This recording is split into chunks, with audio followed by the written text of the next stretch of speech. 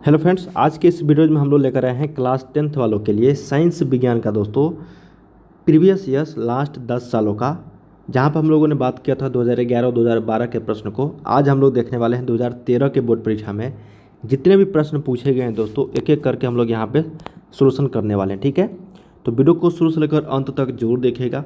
मैं आप लोग को हर वीडियो में ये बताता हूँ दोस्तों कि जितने भी वीडियोज़ आने वाले हैं प्रीवियस ईयर्स क्वेश्चन पेपर के, चाहे आप सभी सब्जेक्ट का, ठीक है ना, science, Hindi, English, Sanskrit, mathematics, social science, सभी सब्जेक्ट का दोस्तों आप लोग को लास्ट 10 ईयर्स का मैं प्रीवियस ईयर्स क्वेश्चन पेपर कराने वाला हूं। अगर ये प्रश्न पेपर आप लोग देख लेते हो तो आसानी से दोस्तों कितने प्रश्न आ जाएंगे, 90% की गारंटी है, क्योंकि सारे प्रश्न दोस्तों प्रीवियस ईयर्स के ही पूछे जाते हैं। ठीक है, तो हम लोग यहाँ पे सबसे पहले ऑब्जेक्टिव क्वेश्चंस की बात करते हैं, उसके बाद शॉर्ट और लॉन्ग टाइप क्वेश्चंस। ठीक है, तो चलिए दोस्तों 2013 के बोर्ड परीक्षा में जितने भी प्रश्न पूछे गए थे वो सारे हम लोग करते हैं और आप लोग को पता भी चल जाएगा कि आप लोग कितना जानते हैं अभी से ही। ठीक है ना, ताकि आप लोग तैयारी अच्छे तरीके से कर सको, आगे बोर्ड परीक्षा को और भी अच्छे तरीके से आप लोग तैयारी कर पाओ।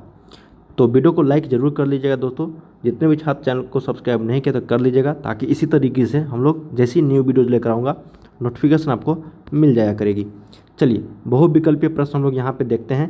पहला प्रश्न, ठीक है, और साथियों दोस्तों वीडियो के डिस्क्रिप्शन में आपको लिंक भी मिल जाएंगे वेबसाइट का, जहाँ से आप लोग काफ़ी सारे प्रश्न का तैयारी कर सकते हैं ऑब्जेक्टिव घर बैठे मोबाइल स्क्रीन पे।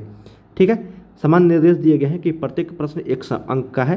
दिए गए प्रश्नों में 4 वैकल्पिक उत्तरों में से सही उत्तर का विकल्प प्रश्न संख्या के साथ लिखे। ठीक है, अब आपको OMR शीट दिया जाता है, तो OMR शीट पे ही आप लोग को गोला भरना रहता है। मैं आप लोगों को एग्जाम से पहले बता दूंगा किस तरीके से आपको गोला भरना है, ताकि आप लोग मिस्टेक न कर पाओ। ठीक है, पहला प्रश्न है दोस्तों कि संगमरमर का रासायनिक सूत्र क्या है। 2013 बोर्ड का पहला प्रश्न, संगमरमर का रासायनिक सूत्र क्या होता है। तो देखिए दोस्तों, कैल्शियम कार्बोनेट को ही हम लोग संगमरमर बोलते हैं, मार्बल, CaCO3 क्या बोलते हैं, CaCO3, कैल्शियम कार्बोनेट को ही हम लोग संगमरमर बोलते हैं। याद रखिएगा, ऑप्शन नंबर ए। दूसरा प्रश्न, कहा गया कि COOH अभिक्रियाशील मूलक को क्या कहते हैं। तो COOH, देखो COOH ये फंक्शनल ग्रुप है दोस्तों। इस फंक्शनल ग्रुप को हम लोग क्या बोलते हैं, तो क्या बोलते हैं दोस्तों यहाँ पे, कीटोन, एल्डिहाइड अम्ल या फिर ईथर, इसको बोलते हैं हम लोग अम्ल दोस्तों, कार्बोक्सिलिक अम्ल। ठीक है ना, कार्बोक्सिलिक एसिड बोलते हैं।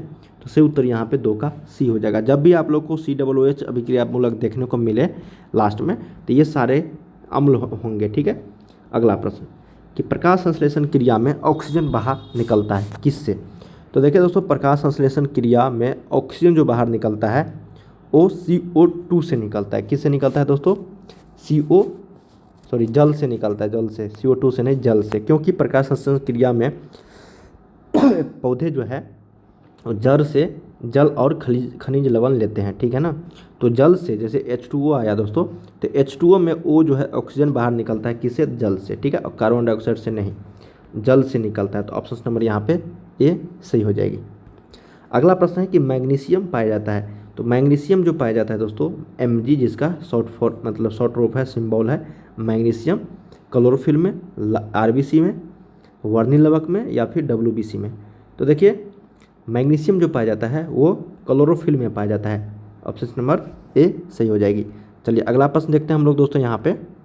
अगला प्रश्न हमारा दोस्तों 5 नंबर, कहा गया है कि इंसुलिन की कमी के कारण कौन सा रोग होता है। बहुत ही VVI प्रश्न है। इंसुलिन की कमी के कारण जो रोग उत्पन्न हो जाता है दोस्तों, उसका नाम है मधुमेह। मधुमेह को हम लोग साधारण भाषा में चीनी बीमारी भी बोलते हैं, और इंग्लिश में हम लोग, अंग्रेज में डायबिटीज़ भी बोलते हैं। क्या बोलते हैं, डायबिटीज़। ठीक है ना, तो याद रखिएगा ऑप्शन नंबर बी, इंसुलिन की कमी के कारण डायबिटीज रोग, मधुमेह रोग होता है। अगला प्रश्न हमारा कि दृश्य प्रकाश में किस वर्ण का तरंगदैर्घ्य अधिकतम होता है। दृश्य प्रकाश में किस वर्ण का तरंगदैर्घ्य अधिकतम होता है।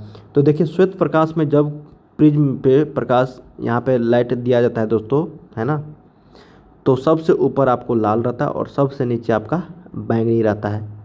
ठीक है, तो देखिए जिस भी वर्ण का दोस्तों यहाँ पे रंग का तरंगदैर्घ्य सबसे अधिक होगा, उसका मतलब सबसे कम झुकेगा। ठीक है ना, तो इसलिए यहाँ पे सबसे ऊपर लाल रहता है, इसलिए लाल रंग का तरंगदैर्घ्य सबसे ज़्यादा होता है। ठीक है ना, और बैंगनी सबसे नीला होता है, इसलिए तरंगदैर्ध्य बैंगनी का सबसे कम होता है।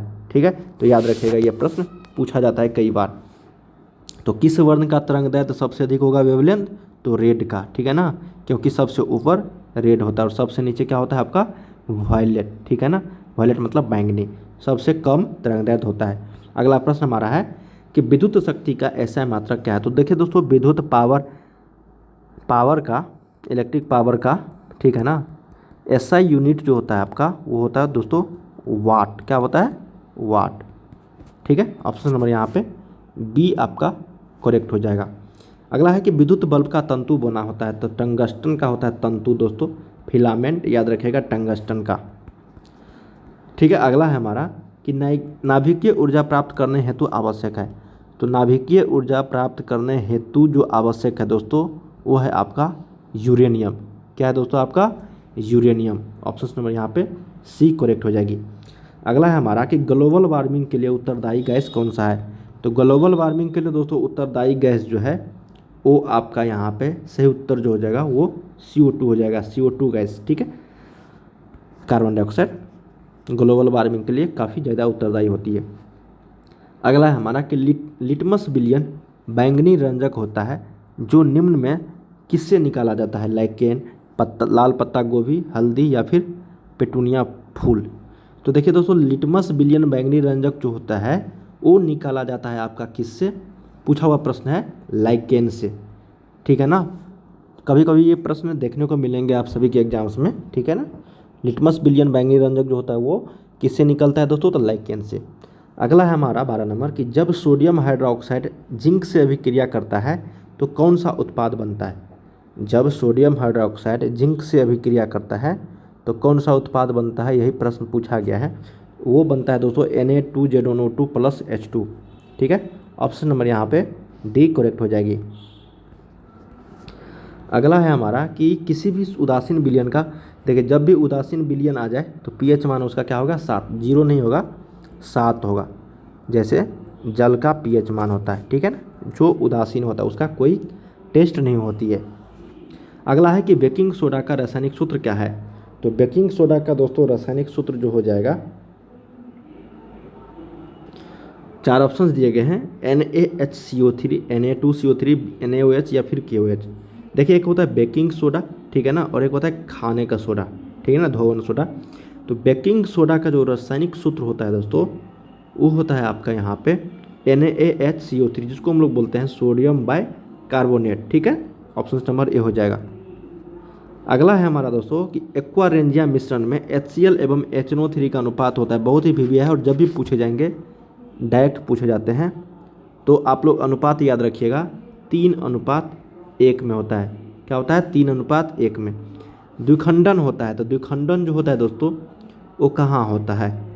तो अमीबा में भी होता है, पैरामीशियम में भी और लिस्मेनिया, मतलब इनमें से सभी में द्विखंडन होता है। अगला है हमारा प्रश्न कि फूल में नर प्रजनन अंग होता है। तो फूल में जो नर प्रजनन अंग जितने भी है दोस्तों वो कहलाते हैं पुंकेसर। अंडाणु निषेचित होता है, तो अंडाणु निषेचित जो होता है वो होता है आपका फैलोपियन ट्यूब से, फैलोपियन नलिका से। अगला प्रश्न हमारा कि अवतल लेंस का आवर्धन m बराबर होता है, तो लेंस का जो होता है V/U। ठीक है ना, अगर यही पूछ दिया जाए दोस्तों दर्पण का, तो दर्पण का होता है -V/U। तो ऑप्शन नंबर यहाँ पे डी करेक्ट हो जाएगी। नेक्स्ट है हमारा कि गोलीय दर्पण में फोकसांतर एवं वक्रता त्रिज्या के बीच संबंध जो होता है वो क्या होता है? तो F = R/2 या फिर R = 2F होता है। ठीक है, तो दोस्तों हम लोगों ने यहाँ पे टोटल 20 क्वेश्चंस किए हैं जो 2013 के बोर्ड परीक्षा में पूछे जा चुके थे। ठीक है, इसके आगे क्वेश्चन हम लोग 2014 के में जितने भी प्रश्न पूछे गए हैं वो सारे हम लोग करने वाले हैं। तो उम्मीद करते हैं दोस्तों इस वीडियो के माध्यम से आप लोग को जितने भी क्वेश्चंस मैंने बताए हैं वो आप लोग सारे समझ में आ गया होगा। ठीक है, वीडियो को लाइक कर लीजिए, चैनल को सब्सक्राइब कर लीजिए, ताकि इसी तरीके से हम लोग जैसी न्यू वीडियो लेकर आऊँगा नोटिफिकेशन दोस्तों आपको मिलते रहेंगे। चलिए दोस्तों मिलते हैं हम लोग नेक्स्ट वीडियो में, तब तक के लिए जय हिंद, जय भारत।